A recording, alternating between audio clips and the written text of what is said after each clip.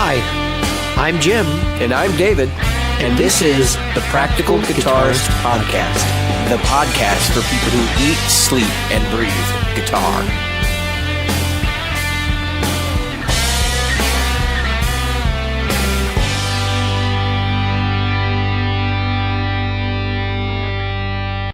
Hi, Jim.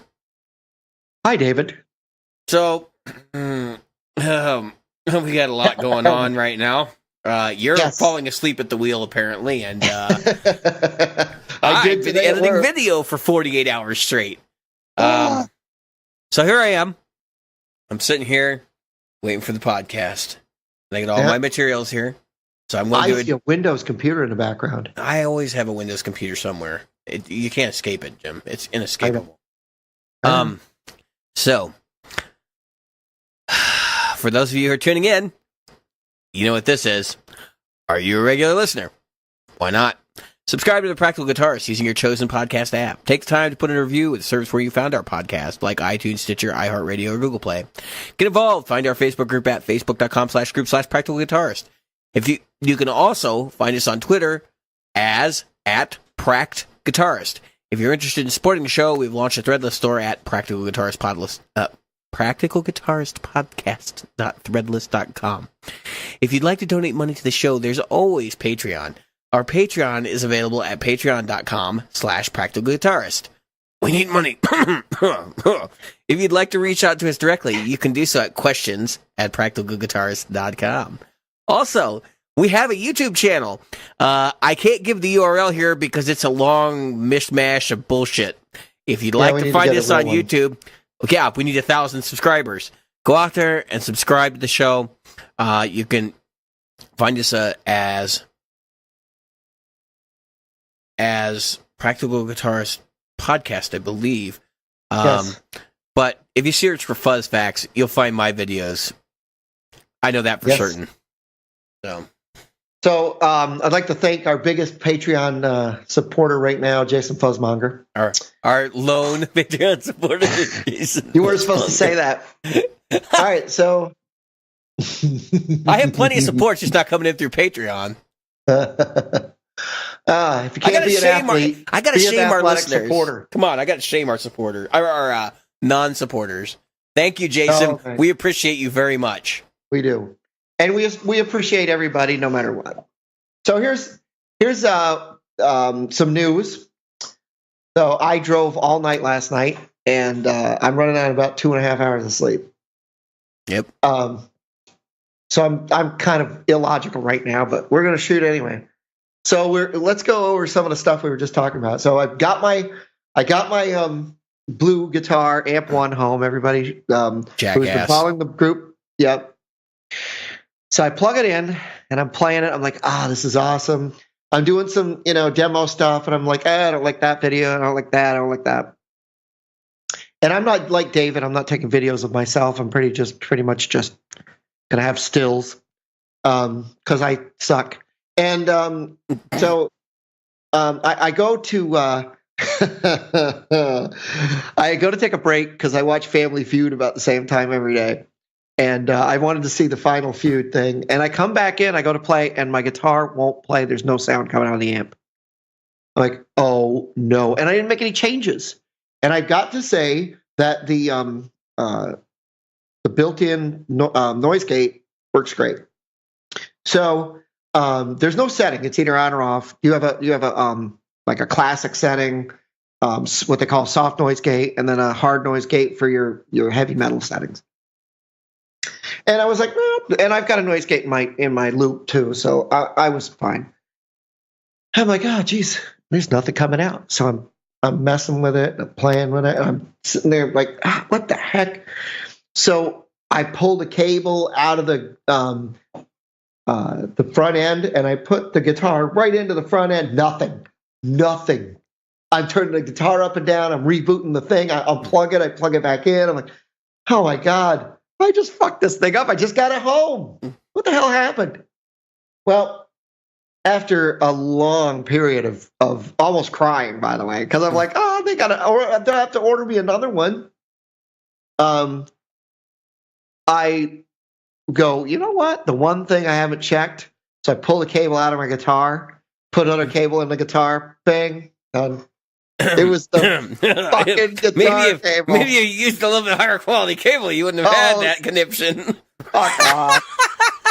It was a shit cable. I'm going to be honest. It was a shit cable. It one of those $10 freaking cables, when Guitar Center's got a bunch of them on like a bike stand as you walk in. I grabbed one. He just walks by and grabs the display on the way out. This thing's going right in the fucking trash. I was so mad. I was so mad. I've been buying these higher end braided cables, and what did I use? I used that piece of shit.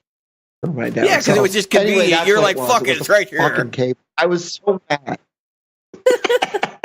I was so mad. So yeah, that's my story so far. So I'm putting together some video. I'm not really crazy about the demos I just did, because I'm like, it's like, all right, I'm putting together a clean thing. So I'm doing some riffs that I hope are recognizable, and I thought, all right, I'll do the clean, and then because you got 4 channels, you got a clean, vintage, classic, and modern, and I'm leaving all other settings the same. And I'm amazed by one thing. First thing I got to say is, volume-wise, once you set that master volume, that is it. You do not have that, my clean is so much higher than my... No, it's the same. Yeah. That's so controlled. Yeah, go ahead. And so I've heard it in person, so I know what you're listening to. Yep. How present is that amp? Oh my God. It's like a freaking broadsword. It's just that it is definitely, folks, I cannot stress enough. First of all, it's got some punch. Yep. I mean, I could tear the walls down with this thing. Just my little 1x12 16 ohm cab, right? Just be careful because it is 100 watts. So it is, and I have to be careful because the 16 ohm cab is not. You don't want to pull a Thomas Blug. No, and blow it, which could happen. Mm-hmm. I almost messaged him and said, Thomas, what did I do? He'll talk to you. Go ahead. I know he will. I know he will. So anyway, I luckily I fixed it, and I am going to ask him some pointers because what I really want to do is get that vintage setting. Is it the vintage or the classic? The vintage is the Plexi sound. The classic is the JCM 800 900 sound. Yeah. All right. So I want to get my settings there. I'll just come out of the gate. I set everything to 5. Okay. Yeah. I set everything to 5 with the exception of the volume. The volume's down like 2. Yeah. I mean, it's like a real tube amp. It is. No, it is. 2 is really loud. And so I'm gonna do a whole thing. I want to put the Hughes and Kettner with it. I'll put that up later this week. But let me say this: that okay, as far as the channels go, usually when you're switching between your channels, what you get is you get a clean channel you can't use or a heavy channel you can't use when you're switching between them if you're trying to keep your volume the same. Not on this thing. No, it is like, okay, get your volumes you want, the overdrive channel where you want it, the clean channel where you want it, get them, and then just master volume. And that's it.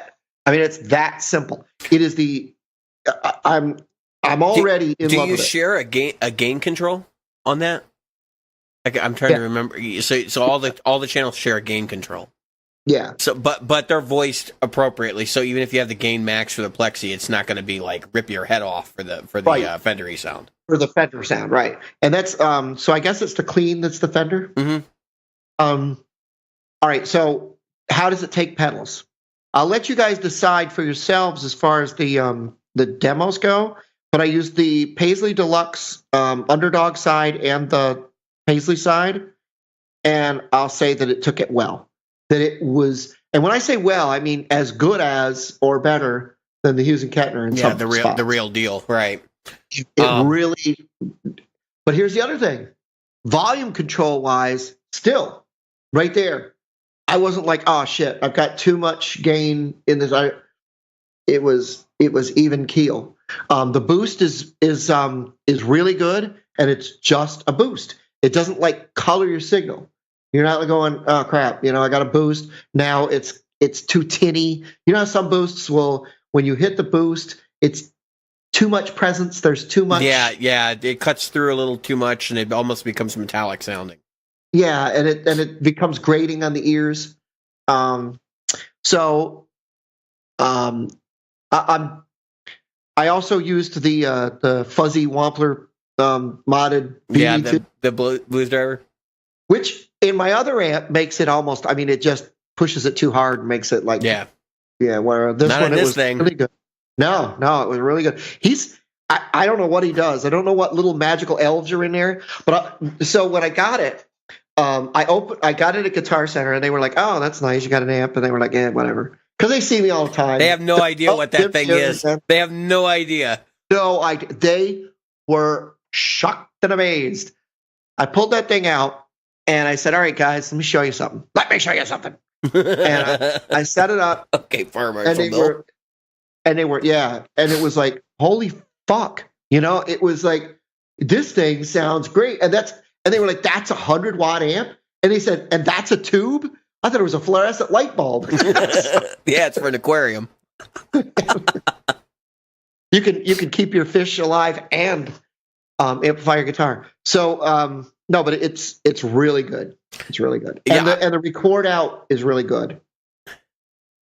I'm glad you like it, Jim, because I steered you towards it, and I was kind of worried. I was like, you're going to be like, this fucking sucks. And I knew you weren't going to have that, but I thought maybe there might be some like compromise there where you're like, I don't like this about it, but no, my impression of that thing was like, if I had $800 at GearFest, I probably would have bought one. I'm telling you right now that the band is going to be pissed, but I'm going to use it at the next gig. Oh, you should. I'm just bringing it to the gig, and I'm going to use it. With a cabinet or direct into the PA? Well, we direct in. Yeah, she's a direct. It's fine. Yeah, I'm going to direct in. And the direct is supposed to mimic his 4x12, G20 cabinet. Yep. So that's pretty crazy. It has a really good sound. Of course, you got to get the blue box. Yeah, that'll be helpful. Right. Sim. Well, it's got a cap sim built in. Right. So. Right. That's what I mean. But the cab sim is built in. I just mean for more cab sims. Yeah. Right. If you want to expand that. Right. And the truth of the matter is, I'll probably now I understand that I haven't done the foot controller thing yet, but as you know, it just gives you the ability to switch between channels. Yeah, it's basically just extra channels. So the way it comes in stock is you get 2 channels, right? Out of 4 possible channels. So you can pick the 2 you want. If you add the 2-button foot switch, you should be able to get all 4 of them, I believe. Yes, that's really what you do. Right. You go from 2 to 4. And you can turn the boost on and off. Yeah, reverb and boost. Boost. Yeah. So I don't know. I mean, how many of you guys in the listener group, guys and gals, are going to gigs and need more than 2 sounds? Like, really need more than 2 sounds. Yeah, I know. If you're playing a cover band, you're like, oh, I gotta nail this and I gotta nail that. Listen, if your shit broke and all you could do was a dirty rhythm and a lead tone and a clean tone, you could get through that gig. I've been in cover bands for a long time, and I've been with those guys that have amps. They'll have 2 or 4 amps. I've been with guys that have like a couple of heads, and I've been with folks that play through 1, like myself. Here's the thing: most of us, let's be realistic. Most of us, if we're going for that plethora of sound, what are we getting out of? Pedals. Yep. You're using pedals, whether you're using a Helix or something like that, or you're using a pile of pedals. Well, I mean, honestly, I was gonna preface this whole thing by saying I have the Helix and it's overkill. Yeah. You really only need, so for me and my needs, and I think at this point listeners are probably pretty familiar with the kind of music I play if you've seen some of the videos and things. I need a fusion-y lead sound, which is like, high gain, not metal, right? And then I need like a Marshall sound, and I need a Fender sound, and that's it. Like if I have those 3 things, I'm golden. I don't need anything else. And actually, I could probably do it without the Fender clean. The truth of the matter is that for me, because I'm mostly pedal driven, I need a good clean tone. Mm-hmm. I need a clean amp that can take pedals. Well, but here's been the problem with all of my dirty amps. Once I go to the dirty side and I want to add pedals, I always get this unusable boost from the pedals that I had in the clean, and you can't like go, okay, my pedal, I want it this way for my boost and this way for my clean channel. Your pedal is either on or off. You need a switching system. I have a switching system. The thing I'm saying is, like, yeah, you can go in and you can MIDI pedals and stuff like that to make modifications so that you can get your pedals controlled for. Yeah, exactly. That's what I'm saying. But it's just too much fucking work, to be honest. With you. Right. That's what I'm saying. And it's a lot of money. Yeah, I know. I had that. Yeah, and this so far has allowed me to go into, like, I'm always afraid to go into my Hughes and Kettner dirty side. And not because it's not usable. Believe me, I love the dirty side of it. But the problem is, I come out of the clean, I go into the dirty. The reaction of the clean and the dirty to the same pedals, the same overdrive pedals, is what kills me.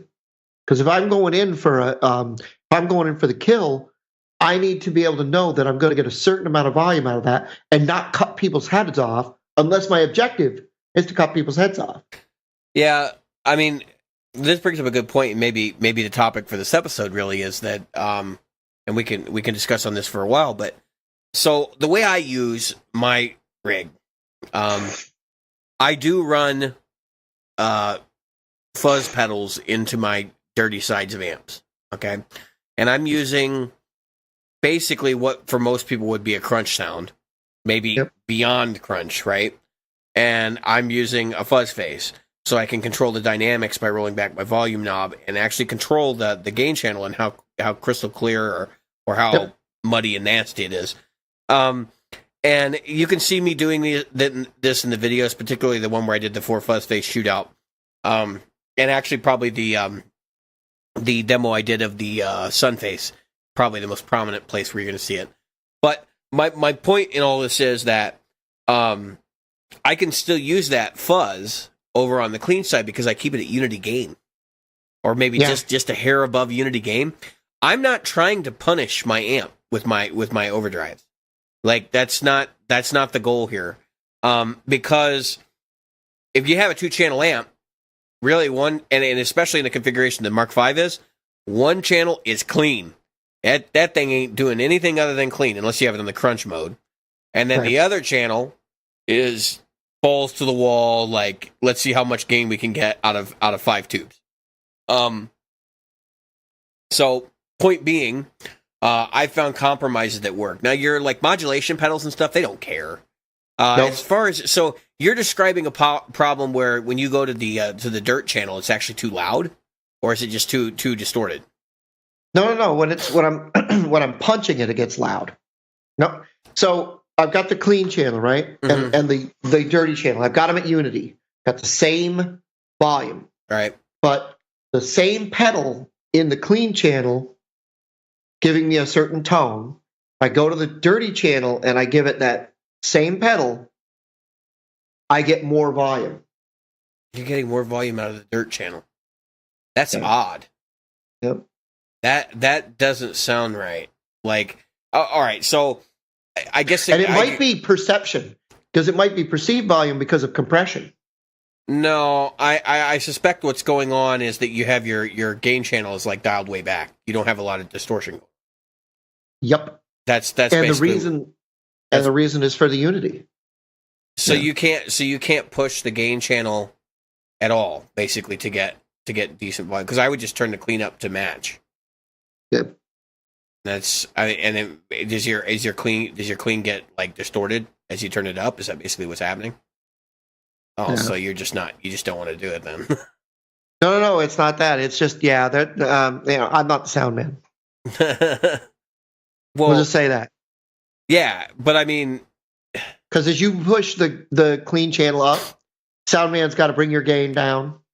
Well, you're playing in. You're going direct in, so that shouldn't even be an issue. It is, because the direct out box. Oh, because because you're using the master to control the output level to the board. Man, what a shitty fucking.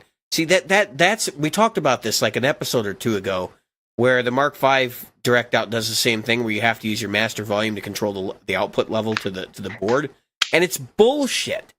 It should just be a flat line out. That's why you're having problems. Yeah, that's what I'm saying. So if I get that volume where I like it, I don't have the ability to control the output of the DI based on that. So if I want to get, like, we all know that with a tube amp, and I don't care what amp it is, actually even a good solid state amp, there is a point where you lose tone.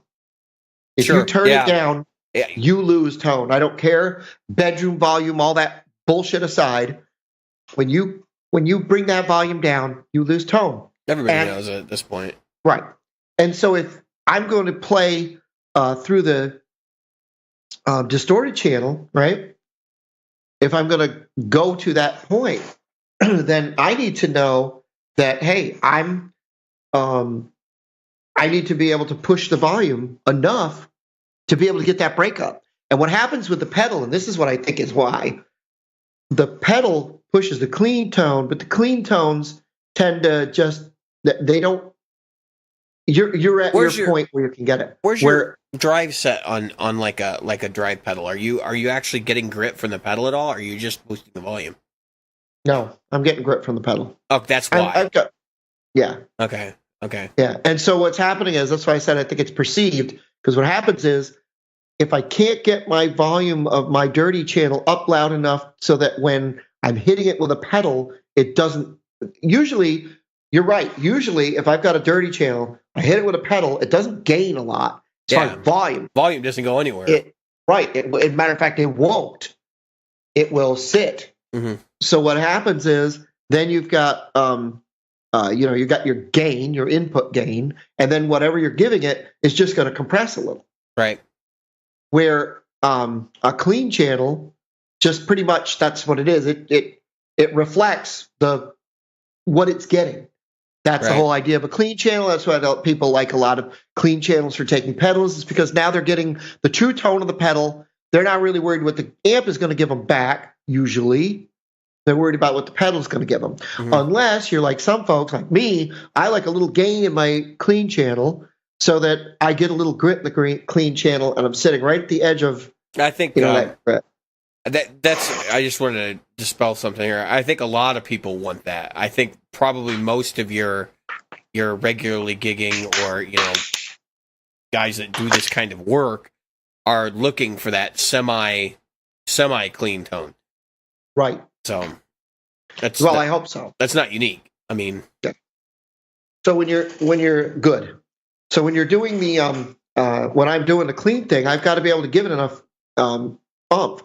But when I'm going DI, that's the one downside of it. If the sound person isn't controlling me at the other end, and like padding me or whatever they got to do, but I can give that volume what I need, so that I can simulate coming out of that cabinet at a good volume. That should be the whole reason behind going direct. Well, let's face it. You're in a situation right now with the way that you're running your live sound that's pretty much a compromise.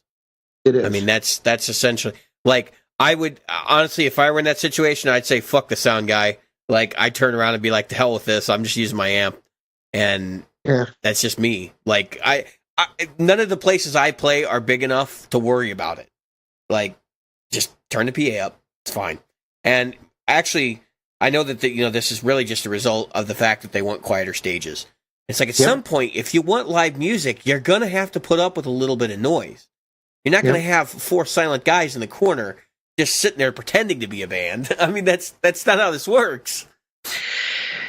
Yeah, there's the desire and reality, right? Right. We all have that. So hopefully this is a better experience for you, though, because I think you're gonna, using a tube amp, getting the clean set right and the gain channel set right can be a real compromise. And if anything, that's what we're discussing here is this juxtaposition.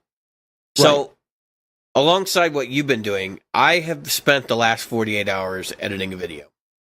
Yep. By God, listening to this episode, you don't watch this video, I'm going to lose my damn mind. Okay? 48 hours. All right. So this is for the End of the World Fuzz for Good Time Music. And I really want to do this pedal a lot of justice. I think it's a cool stomp box. I've been a friend of the store for a long time. And the only other existing video of this was done by our favorite person, the Tone King. So don't bother watching it. You won't get any idea of how this pedal actually sounds. But what's cool about it, it's your typical 3-knob fuzz. And when I tell you the control layout, you'll probably figure out what it's based on or like where it's descended from right away. And the control layout is volume, sustain, and tone, which obviously hints at it being a muff circuit, right? I think this might be kind of loosely based on a Screddy type muff, like a Screddy Mayo or a Screwdriver. Man, this thing has got a ton of sustain, a ton of gain, and it gets those like gnarly, dark, early 90s, like Smashing Pumpkins style fuzz sounds. You want to play Zero? Put this pedal on your board, okay? That's basically what this thing is meant for. I had a hell of a lot of fun recording the demo and actually doing the physical work behind this video. It's the editing process that is absolutely killing me. Adobe, if you're listening, fucking Premiere and After Effects and having them talk to one another so that you can put fucking titles on a video is bullshit. It is horrible. It is the worst experience I've ever had in computer software, period. I like Adobe products. I've been using Adobe stuff for years. But Premiere and After Effects, what the hell are you guys thinking? Why can't you just have one program for both animation and video? Why can't you do that? Even Apple's guilty of the same thing, and I don't understand it because they use the same concepts. So why can't I just title my videos over in Premiere? No, I gotta do all this fancy shit in After Effects and animate. It's like, if anybody's ever done Flash video, that's what After Effects is. You're basically putting together Flash animation, but you have to do it for every single piece of text that appears on the screen. You gotta go in there and you gotta make a title, or you gotta copy a composition and fill in the text. But you can't even put paragraph breaks in. So guess what? You need a paragraph break? Oh, well, now you have to make a new title from scratch. Or you can copy or you can duplicate your old one and make another one. But you can see where this is going. It gets insane. I just spent 2.5 hours putting together like 4 title formats so I could finish this damn video just to put the titles together. It's insane. So screw you, Adobe. It's totally ridiculous. You know, the thing that I do like about, so I'm using Sony Vegas Pro, and I get a lot faster results. Making a video is super, super easy. Well, I stress the details too, which makes it that much worse. You should. And the thing is that even if you do, you know, let's face it, you know, if you're putting together a video, you want it to look good as well as sound good. And I mean, that's why we buy lights. That's why we spend the time to get the right angles. And that's why we do the stuff we do, is because, let's reshoot that. It's just one small mistake. Nope, got to reshoot. Got to go and do it again. Yeah. I mean, that. I try to minimize that. When I do a video, almost all of what you get is either 1 or 2 takes. And I'm literally just like, here we go. And I know what I'm going to do going into the video. And I know how it's got to be when it finishes. And if it's not good, I'll do a second take. But honestly, like, everything I've done is like 1 or 2 takes of actual physical, you know, playing the guitar and getting it recorded. It's the editing time that's nightmarish.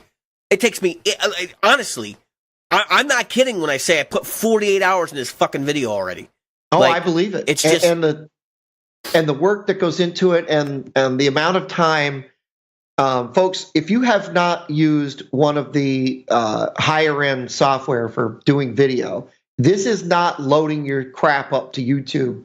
It's not shooting video on your phone and no, and no. This is taking the video, taking it apart, having to figure out where you're going, finding your timeline, where is it going to go in the title, putting the title up, you know, and how much opaque do you want, you know, so on and so forth. It's such a pain in the rump. It's not like that's really part of it. Then you got all this audio that comes in from some other device that you got to like sync it up, you know. Right. You've got to sync that up, and you've got to find those points. I mean, that you're going to sync it. I mean, most of us use a hand clap, or we use a guitar smack, whatever. Or something. Yeah, I mean, I've synced with literally screaming at it before. But the whole thing is when you do this, you don't even realize things like your time code, like your typical time code that comes out of your DAW, which used to be a TPE or whatever, but now it's it's whatever they're using now. And when I go to sync it up with video, no, they don't use that fucking time code. They use frames. So guess what? Your audio can't actually sync to this. It's always going to be like 10 milliseconds off. And you're going to hear it. It's going to piss you off. You're going to look at it and you're going to go, why does that match my mouth? Like, what the hell, man?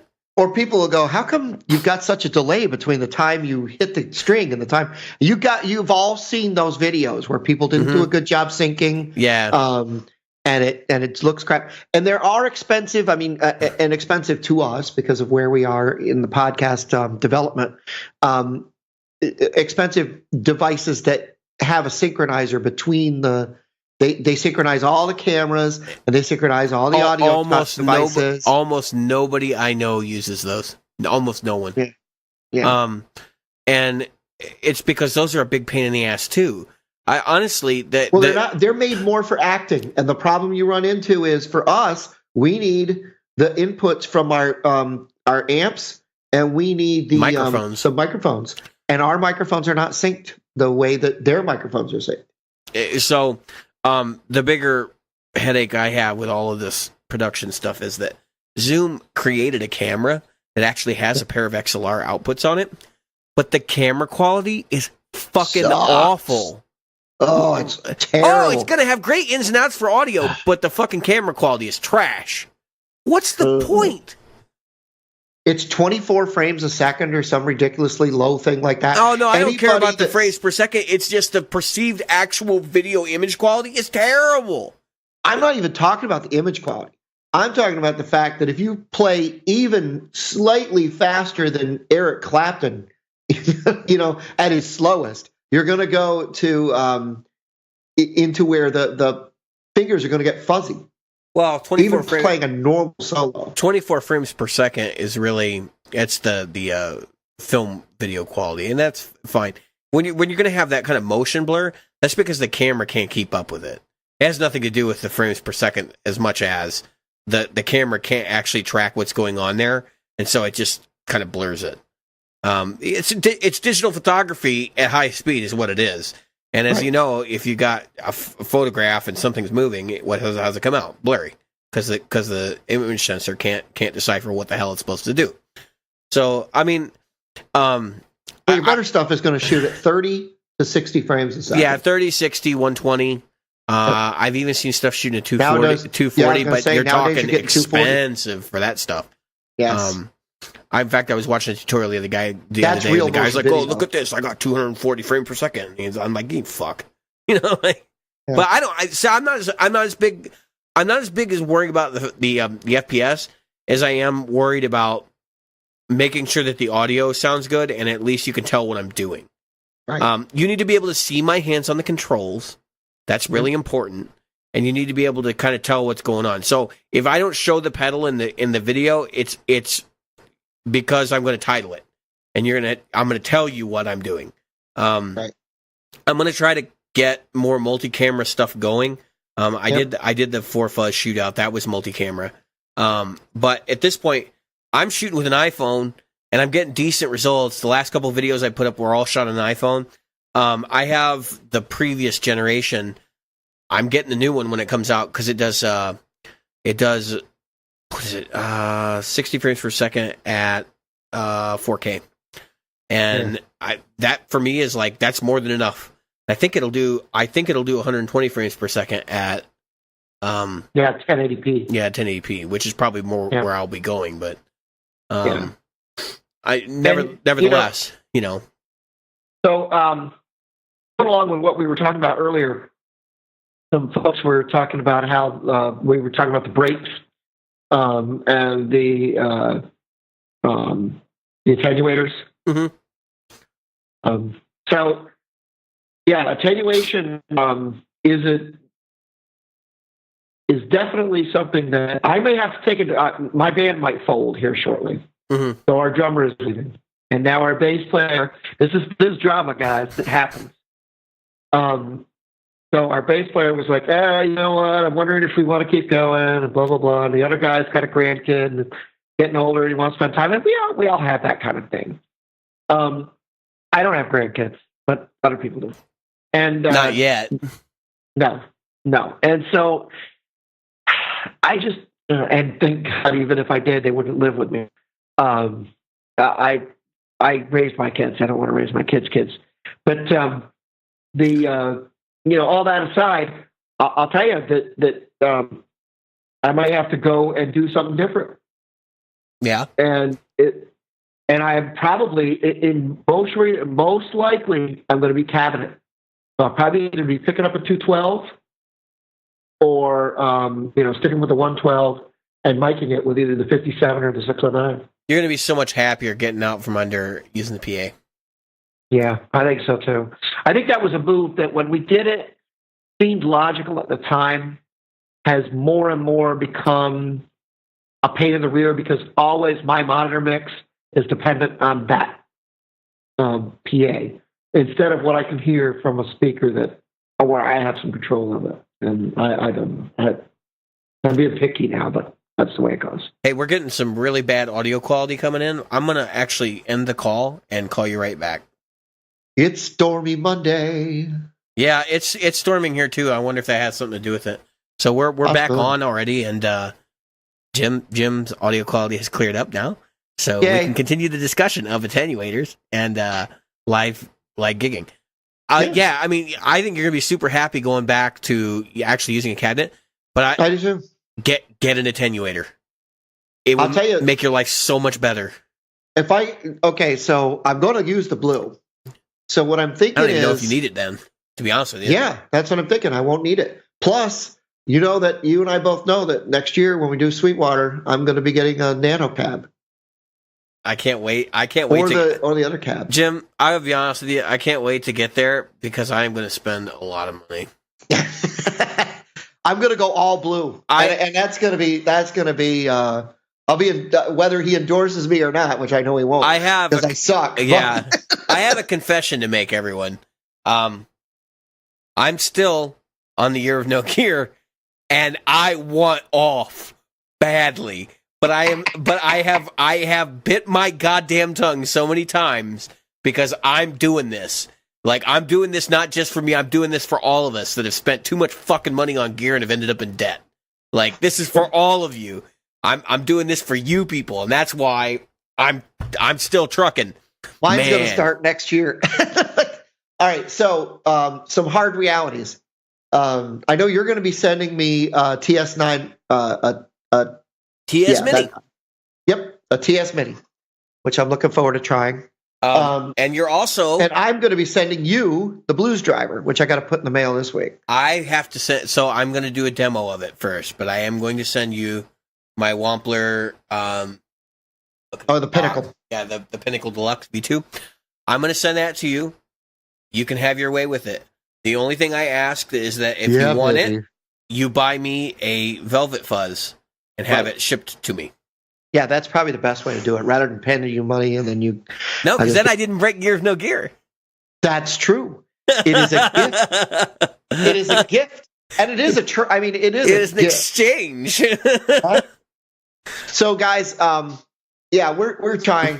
I'm not trying at all, but David's trying. So I guess was more like David and not me. So when we first hatched Year of No Gear, I feel like I should clarify at this point because of my outburst a moment ago. But I want to clarify the reason that I wanted to do Year of No Gear. The reason why I suggested it was because, man, I spent a lot of fucking money on gear the last 3 or 4 years, and it's thousands of dollars. Oh yeah. I bought, USA guitars and amps, and I was flipping stuff left and right. And so part of it was like, look, I have to put a hard stop on this. Like, I have to put on the brakes. And I've done a pretty good job so far. I mean, I'm at about 2 months. The end of the month will mark 2 months. The only thing I have purchased was a fuzz pedal for the podcast. I haven't touched it. It's actually in the box behind me on the floor in a bag. I haven't touched it outside of doing the demo. And like, that's been totally cool. It's worked out well. Now, I am going to probably bend the rules a little bit for everybody because I'm going to get a guitar wireless system for the house. And that's just because doing these demos, I'm tripping over cables and I'm damaging things. Like, I'm stepping on my really expensive cables and stuff while I'm doing some of these. Because if you haven't seen that photo of the last time I actually did a video review, I posted a photograph of what the room looked like. There was cable everywhere. It was unbelievable. And I had cables taped to the back of stands and stuff. And I need to get a couple of S hooks so that I can do some cable management for the walls because it's just going insane in here. Yeah, so there's that, and then there's also my cats have taken to chewing on my very expensive cable. Yeah, that's a terrible thing. So I don't want cats are a terrible thing. I love my cats, but I don't want them tearing up my $40 sinusoid cable that I use for pretty much all my guitars because it's the only thing I've found that gives me enough treble. And that's because I spec'd it that way, but so that's actually up in a bin right now. I'm not even using it. And I'm probably I talked to my Sweetwater rep today, Brant, and Brant says that they're out of the Boss wireless systems right now. I have a line on a Audio-Technica ATW 1501, which has been discontinued. They're being marked down like bargain basement prices. They knocked $100 off of them. So I have to consider whether I get that or the other one. It's home use. I don't really plan on using this live, so I may just get the Boss. The only thing I have against the Boss is like further discussion is that it's plastic, and I have a feeling I'm going to break it. So I may end up getting the ATW, but it's going to be about $50 more. Not exactly happy about that. But what I will say is about this, the positive parts of Year of No Gear, I've actually managed to pay off a significant amount of bills that have just kind of been hovering out there for a while. We have a lot of things going on during the summer because my daughter from Las Vegas comes to stay with us. And so a lot of that stuff kind of gets put on the back burner. We pay what we have to and then pay minimums. Yep. But right now we're kind of flipping around. And that feels really good. I'm not happy that I want to spend money on gear. Like I'm kind of at this weird phase where it's like, what the fuck do you mean I need a new cabinet? like I don't want to do that. This is bullshit. But no, so it's been a positive experience. I think it's making me a lot more reflective on what I'm going to do with my rig in the long term. And I'm definitely getting more familiar with what I have. And realizing I don't need very much of what I have, to be completely frank. Like, the Helix is totally overkill for me. I use, like, maybe 4 amp sims in there. I got cabinet models. I could use those right in my DAW. Now it's like, I just need a really good, strong, clean, dirty amp. And I played one the other day. And a really good, strong, clean, dirty amp. It's got to do both. And it's got to be like, it doesn't have to get like, Slayer or anything like that, but or Cannibal Corpse or anybody like that. It's just got to get like classic rock dirty, right? So I found, I went into Good Time the other day, pick up my guitar after setup, and what I discovered is they had a Mesa Fillmore. I got to be honest, those clips suck for that amp. What Mesa's put out sounds like total dog shit compared to what the amp actually sounds like. Just playing around, tinkering with it for 15 minutes, I was able to get Deluxe Reverby cleans, Marshall Plexi grind a little bit in that territory, a little bit of Supro character. Just a great, very simple, easy to use amp, plenty of volume, and a lot of flexibility. And honestly, it's on my short list of things to get. And I've been kind of like sitting around going, do I get that or do I get the Amp 1? The Fillmore? Yeah. Yeah, and it's really going to depend on... I would shoot them out. Why not both? Yeah, well, there's that option, I have the Grinch face right now. Yeah. So, in accordance with my Year of No Gear proposition, does not mean I am not saving money for Sweetwater Gear Fest 2019. I am putting away $100 a week into the Stash app on my phone and investing in stocks so that I will have more than the $5,200 available when I get there. I do not plan on spending $5,200. Let me make that very clear to everyone right now. But I could definitely buy. So I'm looking at an Ibanez AZ Prestige, and I may not buy that at GearFest. I may just look at them.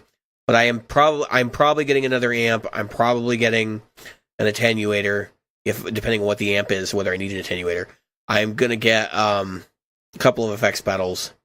I mean, like I honestly have already kind of slated. I have a running list over at Sweetwater right now of just things I'm looking at. And even if I were to buy like both the Amp One and the Fillmore, I'm still sub $3,000. So really, all I'm obviously, other than the blue stuff, to so long as I'm still in love with the blue at that point, to match everything together and kind of put it all together. Other than the blue stuff, I'm looking at. I want to get a decent chorus pedal. I haven't really settled on one yet. There's a lot of chorus pedals out there I like. I don't want one of those, over the top 80s U2 things, but I want to do a little bit of chorus pedal for you. See? And obviously I'm considering a fuzz, but I want it to be the right fuzz. It can't be too fuzzy, but it has to be fuzzy enough.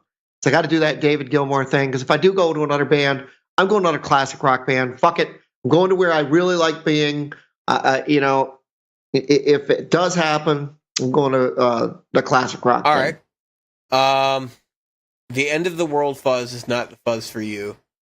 I would look into the new Barber fuzz. Yeah. It is based on the Trifecta. They cleaned up the controls a little bit. They've modified the circuit a bit. It definitely gets in that like comfortably numb solo type sound. Yeah, that's what I need to do. So I would look into that. You're looking for a muff. That's what that is. Yeah. And then maybe because he used he stacked them sometimes. He'd use a fuzz face with the gain like dialed back and into a muff, right? Or vice versa, and just use them for different sounds. So like everything, I would say like Echoes era, really, and then what was that? Dark Side of the Moon was Dark Side of the Moon maybe a mix of muff and. But really, everything from Dark Side of the Moon prior was basically a fuzz face. Well, that makes sense, given the time frame. Right, exactly. You're That's talking why he up switched. To 1972, right? Well, and then he switched, and he used the Ram's head for like a long time, and then he went back to the fuzz face and like started stacking them and using them together. So it was like there was something there that he was missing, and it's probably dynamics. That's what I figure. But he's very, very much in a dynamic. You watch him; he's fiddling with his freaking volume knobs. If you're thinking about constantly get those dynamics, honestly, Jim, if you're thinking about that, you want to look into Screddy's the Lunar Module. That's Dark Side of the Moon in a box, and then you also probably want to look at the Keeley Dark Side. That's the other one that I'm considering. Yeah, the Screddy Lunar Module, I would definitely like. I actually was jonesing for one of those for a long time. I think he's still making that. You have to look. So there's that, and I've got a good reverb. I like, and I've got the MXR analog delay. Yeah, you got the carbon copy, which is fine. Yeah, the carbon copy. So that's fine. Hey, they have a new carbon copy with tap tempo. Do they really? Yeah. Where you can add. Yeah. I saw that. I might go to that. So, yeah, if I'm going to do the classic rock thing, those are a given. You got to have reverb, got to have delay, got to have your decent overdrives, but not over the top overdrives, which most people wind up doing because they don't really listen to the classic rock through a decent sound system or something. I don't know. Then you've got you got to have a boost. My boost pedal is just fine. I love the Spark boost. Doesn't color it. What about the boost in the Amp 1? I like the boost in the Amp 1. That's the thing, though. The boost in the Amp 1 is actually usable, which is a rarity these days. Yes, it is. So for the Amp 1, I want to get the pedal controller. That's got like 12 or 14 buttons on it, and then I want to get the blue. So in order, the IR, the pedal controller, and then the cabinet. So what I sent you the other day, and this is obviously more than I'm probably going to end up spending, because obviously the prices are discounted and stuff. But I had an Ibanez Prestige AZ2204, which is a Hum single AZ. It's a Prestige edition, so it's like $2,000. An exotic wah, that's $230. Wampler Faux Tape Echo, that's $240. And the Boss WL50 wireless guitar system. I don't know that I'm actually going to get that. That's probably something that's going to be taken care of long before we get there. And then I did have the Blue Box and the Amp One. I don't think I'm going to get a cabinet, and the reasoning is I'm probably going to get a Mesa cabinet, another 1x12. Because I'm going to get it anyway. On my short list. That has been on my short list. I'm just kind of trying to decide between the wide body and the normal width. Well, I have so we'll talk about that because there's listen. I had what they considered a rectifier cab, and it was a 1x12, and it was deep. It was like 13 by 12 by 12, or it had to be wired down. It was like 16 by 15 by 15, right? Yeah, they're huge. Yeah, well, it was deep. I mean, it was like almost as deep as it is wide. It was pretty ridiculous, and it was hard to store and stuff. But then they came out with these mini recto cabs, which don't have the bass response that cab does. But actually, I think it's actually a bonus. They're very tight, like vintage sounding cabs. I've had people go, get a real cab. Fuck you. Let me tell you right now. Yeah, it doesn't sound like a Friedman cab because it doesn't have a cream back in it. You can go to hell. I'll put a cream back in; it'll sound fine. So the mini recto cabs, they're not even that expensive, depending on what you want to get, like in terms of color and all that, because you can customize all that. I think they're like $450 or $500. Yep. And they sound great. They're portable. They're not even heavy. They come with a nice case and everything, or the cover and all that. So as I was talking about this thing right here, according to Sweetwater, the maximum expenditure would have been $37.75, but I can guarantee you it'll be at least 20% less than that. And I'm probably not going to have the Boss system, so there's $200 off. I may not do the Echo, the Faux Tape Echo. I'll probably still do the exotic wah because I need something that can play nice with a fuzz face. So I think I spoke with you offline about the wah. So the one wah I've used that I've actually liked, and folks are going to hate me for this, but I like the Snarling Dogs Whine-A-Wah. No, a lot of people actually like that thing, Jim. And why Snarling Dogs? Where are they now? You know, it's like they're gone. They were a Chinese company, and they didn't do very good promotion. Yep. I had one of their pedals. I had a Snarling Dogs Blue Do, which is their was their knockoff of the Blues Driver. And so if anybody knows what the Whine-A-Wah is, then maybe that's what the what the hell is his name Slash Wah is. I don't know. I haven't played that. I think if I get a wah, it's going to be only for one or two songs, you know, like that Bon Jovi thing or whatever, and Frampton. Yeah, they do. Hammett. I mean, like Pink Floyd didn't use wah a whole lot. Auto wah more than wah, really. Yep. And that may be something I have to get as an auto wah. I don't know. I'm still revising my Gearfest list. If there's anything that people want to suggest that's not on my list right now, shoot it over to me. I'll be interested to take a look.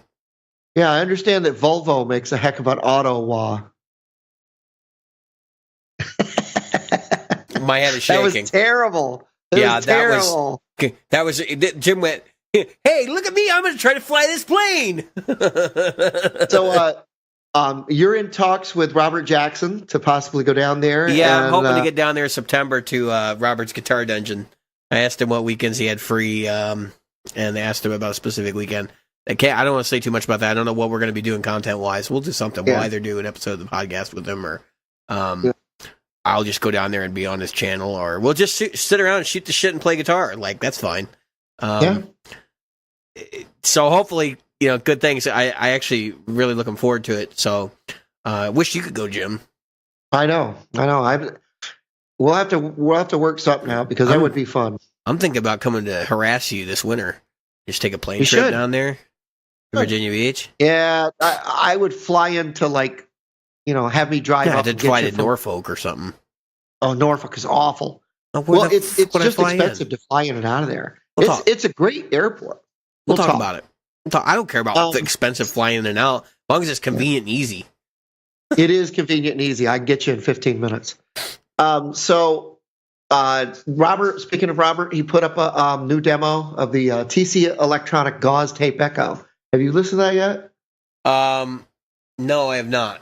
The TC and I wanted to. I saw it the other day and I just haven't had a chance to listen to it yet. Yep, so that's something to check out. Eric Bailey says he's heard the conspiracy theory that Page and Plant were ghostwriting for Greta Van Fleet. All right. Come on. Confession. I'd only heard like 2 Greta Van Fleet songs, right? One of them something Safari and some other song. Surfing Safari. Whatever. I don't know what the hell it was. I don't think it was that song, but with the singer's range, it's certainly possible. Yeah. I got to be honest, they sound like Led Zeppelin, but I'm digging it. I mean, if anything, as a kid growing up and listening to Led Zeppelin, if there's anything I could have had, I would have been like, can we get another Zeppelin record? That would have been like, hell yeah, let's do this. And honestly, they're the closest thing we've got. And they're, the thing that I'll give them is they're carrying the torch. Yeah. We needed, when Wolfmother came out a while back, so it just said somebody mentioned Wolfmother the other day. I think it was on our podcast page. Anyway, a lot of people said the same thing about Wolfmother, that they were knocking off Led Zeppelin. I did not hear that with Wolfmother. No, but what I did hear was a future of rock and roll, and we know it's not dead. I don't think we should be looking to the past for the future of rock and roll, though. Right, and that's just it. I think we need to be looking at the now for the future of rock and roll. Well, what I will give this band props to is that their lyrical structure and style isn't reminiscent of Led Zeppelin. Very much the melodies, harmonies, and stuff are, but I also hear Rush in there.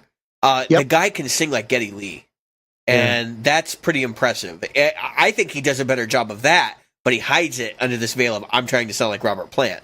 Right.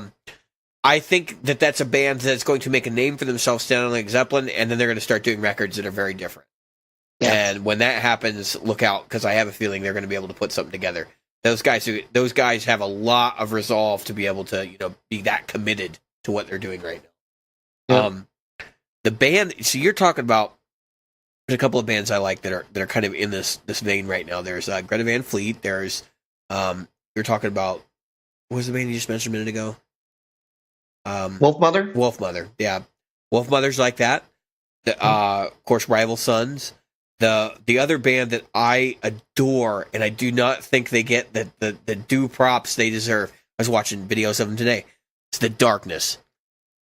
Everybody knows Permission to Land, right? You guys have all heard that record. You've heard, the thing called Love, right? Go get their records. Drop what you're doing. Put your shit down. Go to the nearest music store or go on iTunes and get Hotcakes, get Pinewood Smile, get I think it's Last of Our Kind.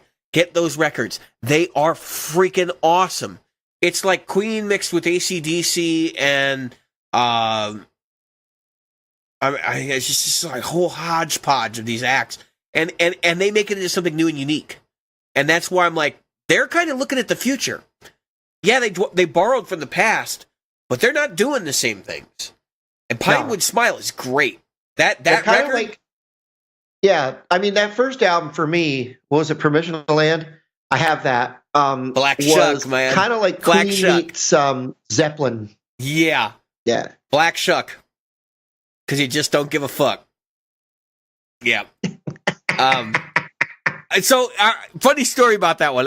We got a friend of mine. Actually, he was a drummer, and he's now a guy I'm working on a project with now. He got the first Darkness record, Permission to Land, and he got the radio edit version, I think. Oh, I got exposed to it somewhere. Anyway, I thought the radio edit was how it was supposed to be, And then, like, a couple years later, I actually went out and sought this record out because I'm like, man, we were always listening to it in the car. I'm like, I got to get that record. So I went and bought it. And then I hear all this, like, because you just don't give a fuck and all this stuff. And he's all doing it super high pitched. And I'm like, this is badass. Like, this is exactly what I want to hear. The one it's that a great album. I'm looking for the track title. Oh, so there's a couple of great songs on their newest one, which is Pinewood Smile. And there's like Buccaneers of Hispaniola, which they've done a couple of songs that are like historically referenced. That's one of them. And then they do a song called Solid Gold. Because they just can't stop shitting out solid gold is actually the lyric. It's brilliant. It is brilliant. The video is on YouTube. Drop what you're doing, go to YouTube and look it up right now. I am definitely posting it in the show notes. We just can't stop shitting solid gold. That is the lyric. That is the chorus. That is hilarious. That's all I can say. Not just funny, but like from the perspective of a reactionary force these guys are to things like hip hop and because these guys they did a song called Last of Our Kind, and they're in that song they're legit talking about the fact that they feel like there's no one else left, and they're looking around and they're seeing Jay-Z and Kanye and all these guys, and they're like, these are what we have as quote unquote rock and roll idols now, and they just don't understand it. And as evidenced by a song like that, it's basically saying, look, we're not going to stop doing what we are doing. We're still going to shit out solid gold.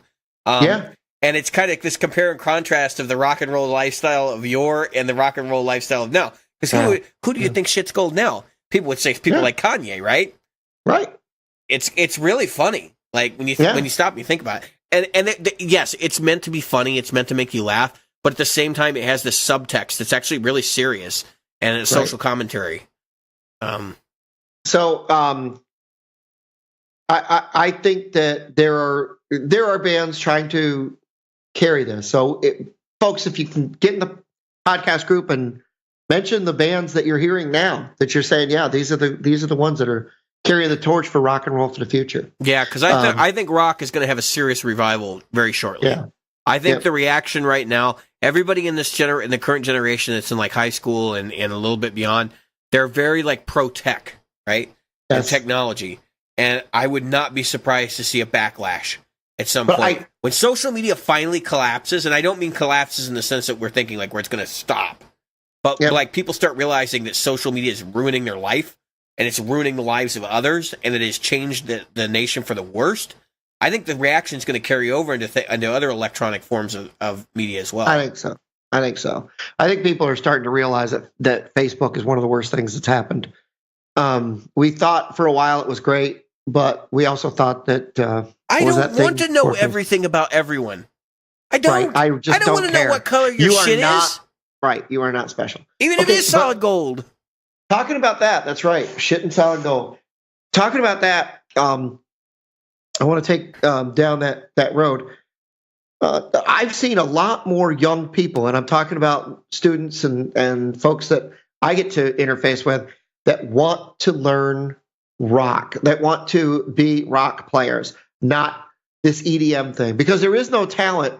No offense to the EDM thing. I'm not saying that there's nothing there. I'm saying that it doesn't take a whole lot to cut, paste, copy. It doesn't take the physical dexterity to do it. No. It takes very much like the mental dexterity.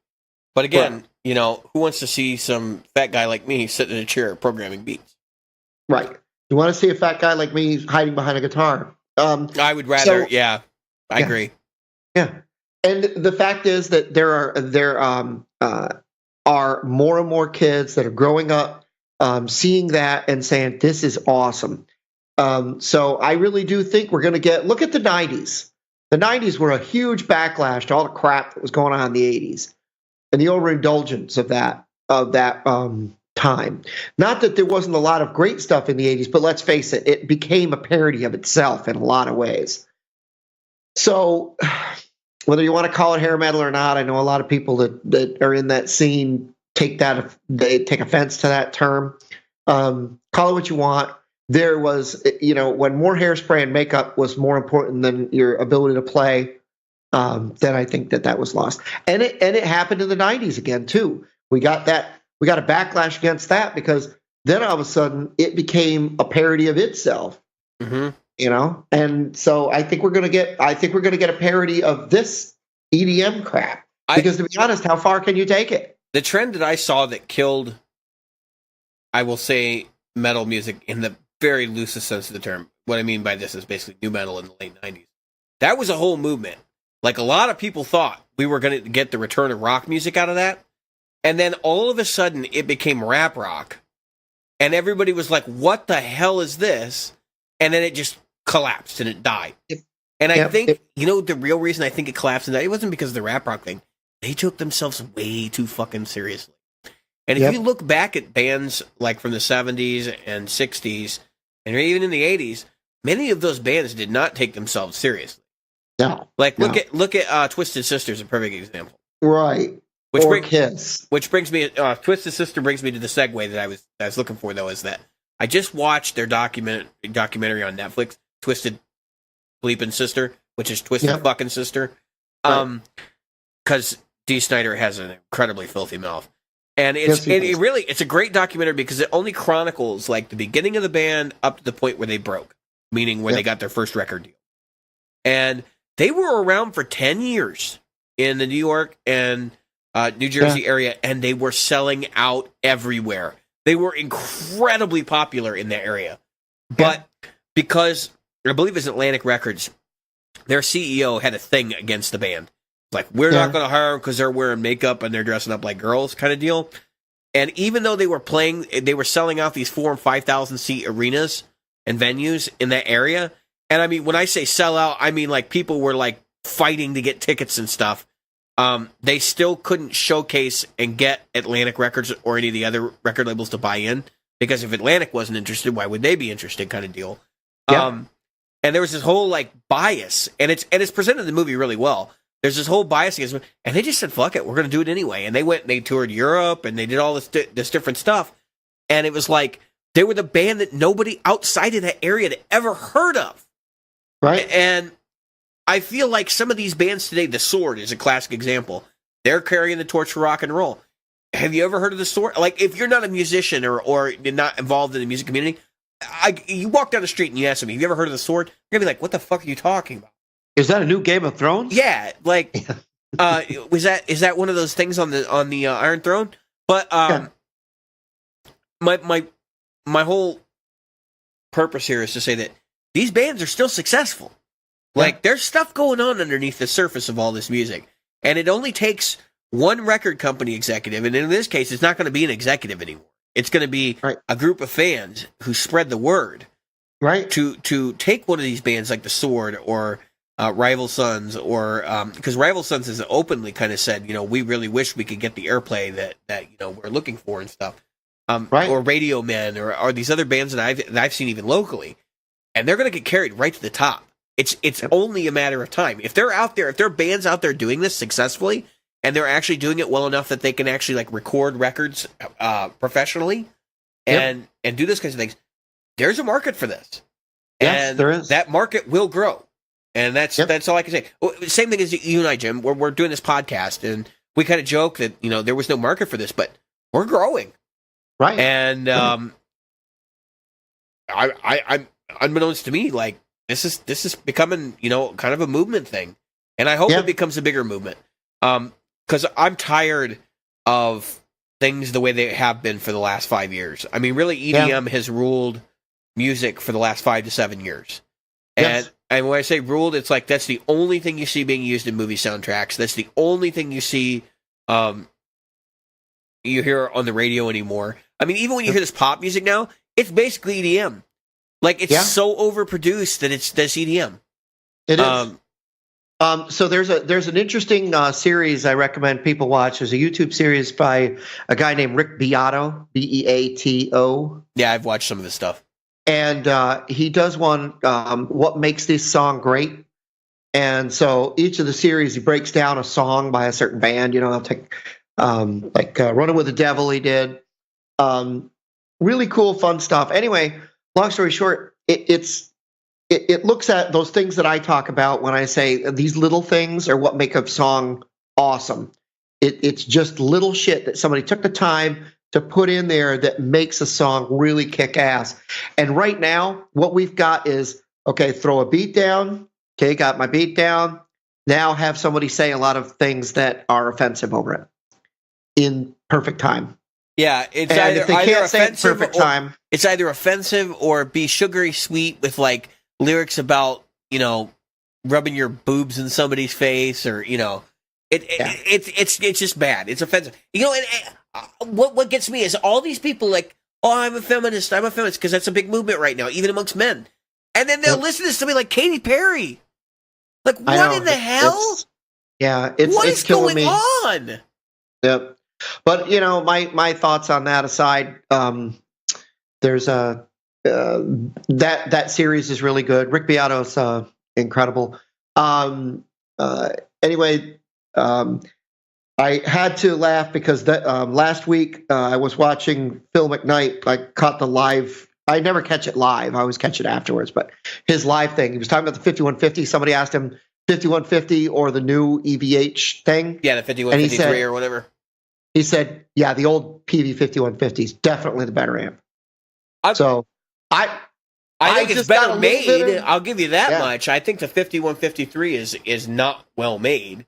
Right. I've heard numerous problems. That's actually, I was going to buy the 50 watt for a while, and I heard numerous problems about just bad manufacturing and bad run of amps. And I was like, you know what? I am not taking a chance on that.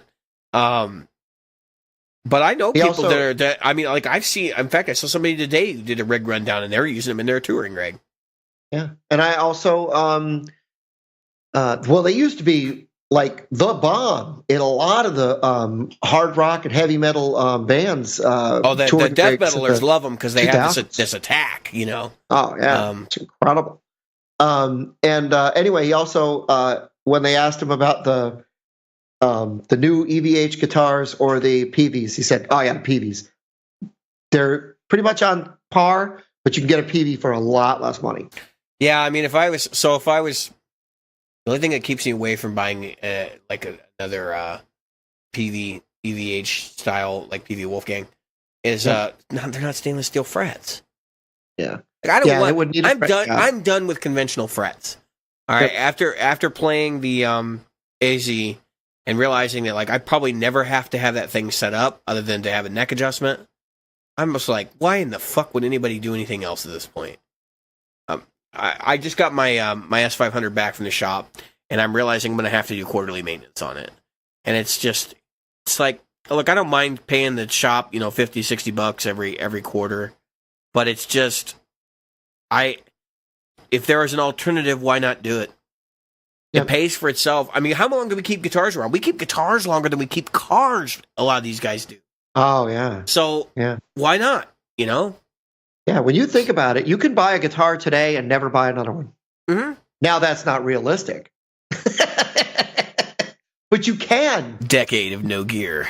If you think about it, let's talk about some famous. No. Our lifetime of no gear.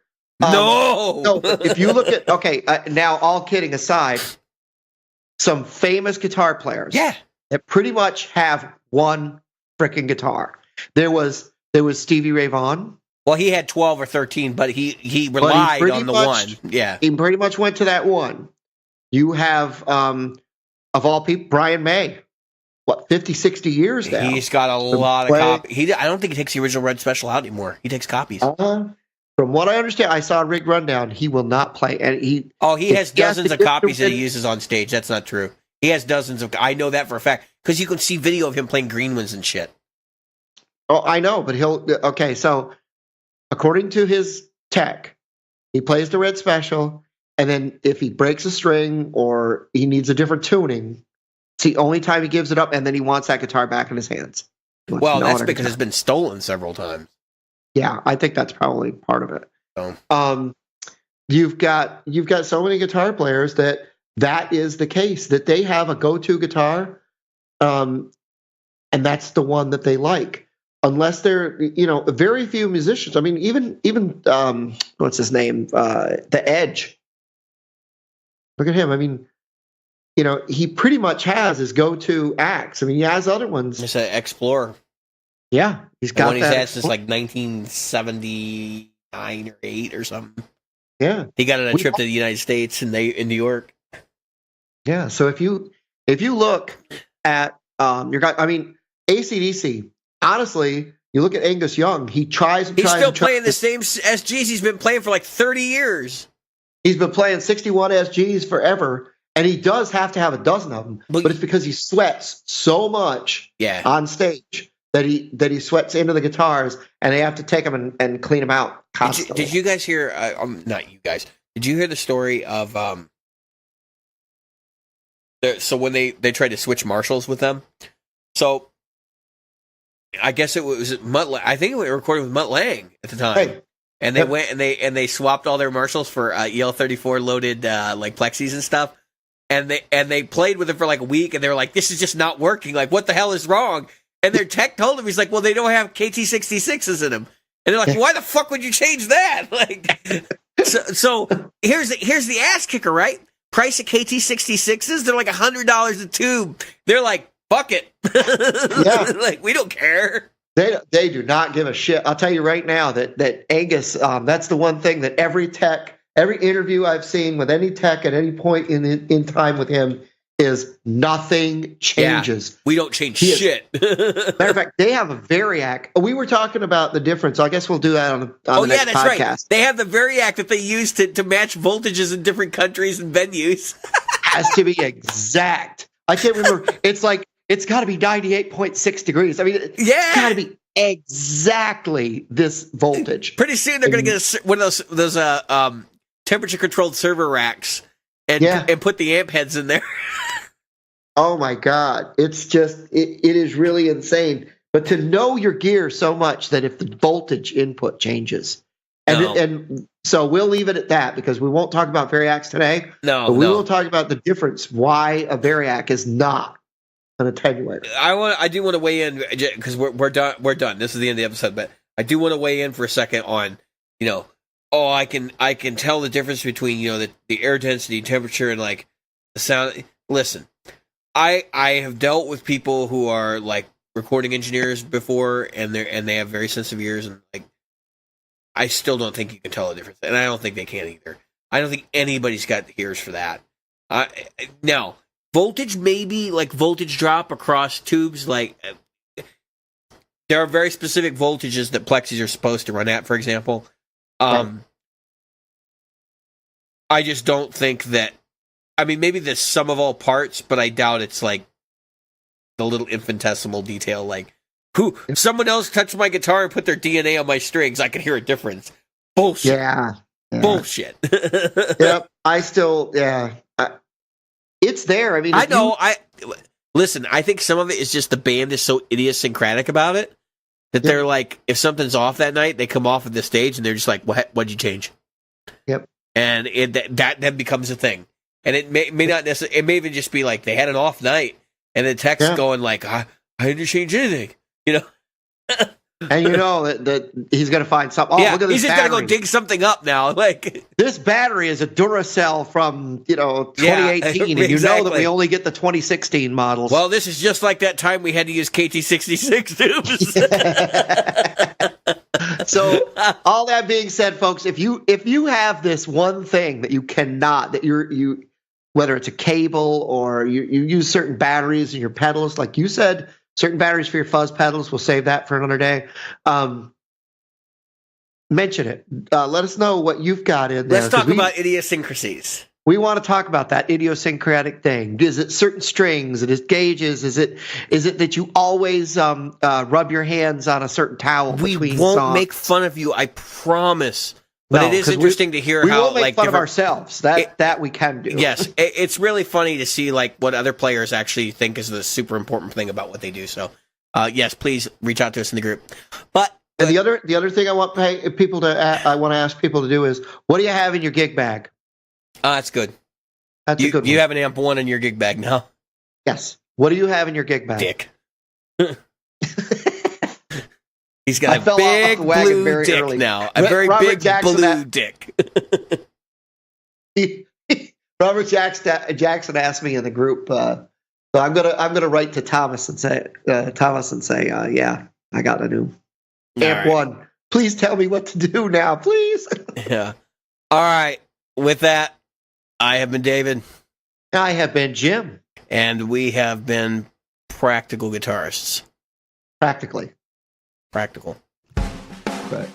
Practice.